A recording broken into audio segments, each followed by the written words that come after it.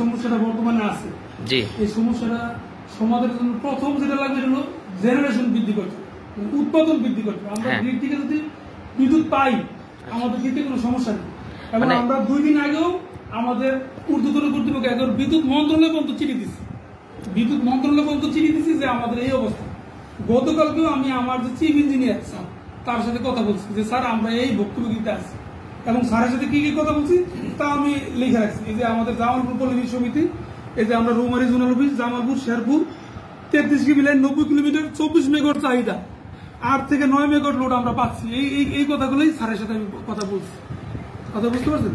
আচ্ছা স্যার, আমরা রৌমারীর শিক্ষার্থী সমাজ চাচ্ছি যে এইটার একটা আপনি একটা দৃশ্যমান কোন পদক্ষেপ নেন, এবং এই ব্যাপারে আমরা ইনশাল্লাহ আবারও আসবো যে আপনি আসলে কি পদক্ষেপ নিলেন আমাদের এখানে। দৃশ্যমান পদক্ষেপ হলো আমাদের যে পল্লীবিদ্যুতের যে সভাপতি চান ভাই, চান স্যার আপনারা চিনেন, ওনাকে নিয়ে আগামীকালকে আমরা শেরপুর গ্রিডে যাবো। শেরপুর গ্রিডে কথা বলি, দেখি তাদের সাথে কথা বলে কি করা যায়। জি অবশ্যই। আমাদের কিভাবে রৌমারী কর্তৃপক্ষ, চেয়ারম্যান স্যার, আমাদের যে মেম্বার স্যার, আমাদের যে চিফ ইঞ্জিনিয়ার স্যার সবাই জানে যে এখানে প্রবলেমটা শুধু 2টা কারণে।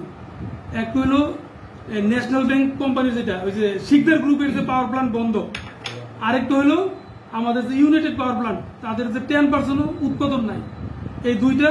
আরেকটা হলো আপনাদের আদানি গ্রুপ থেকে কোনো বিদ্যুৎ বর্তমানে আসতেছে না। এই 3টা হলো প্রবলেম। এখন এইটা দৃশ্যমান করার কোনো, তারা যদি না দেয় আমি তাদের সাথে শত শত মিটিং করতে পারি, কিন্তু স্যাররা যদি আমাদেরকে হেল্প না করে বা লোড যদি না বাড়ায় দেয়, আমি এখান থেকে কিছুই করণীয় নেই। আমি খালি বলতেই পারবো, আপনাদের কথা আমি বলবো। আমি গতকালকে বলছি, দেখেন গতকাল ছাত্র সমন্বয়করা অফিসে এসে বিদ্যুৎ ব্যবস্থা ভালো রাখার জন্য প্রথমবারের মতো অনুরোধ করছে। গতকালের কথা আমি স্যারকে বলছি। জি স্যার, আমরাও অনুরোধ করেই যাচ্ছি আপনার কাছে যে আপনি এই ব্যাপারটা না দেয় ভালো দিলে আমি 100% বিদ্যুৎ দিতে পারবো, এখানে কোনো ঘাটতি নেই।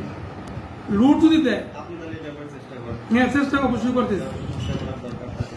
বিশেষ করে যে হসপিটাল আছে আমাদের